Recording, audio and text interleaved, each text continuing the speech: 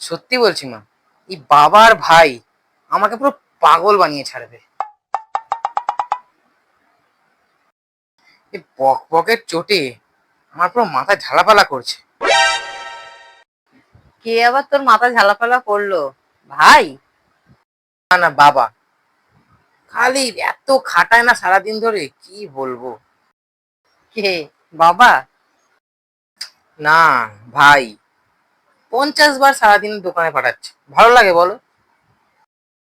কে? ভাই?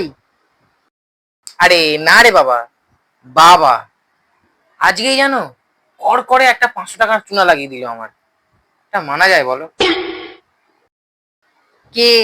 বাবা? ওফ, ভাই। আমি দেখবে আর কথাই বলবো না।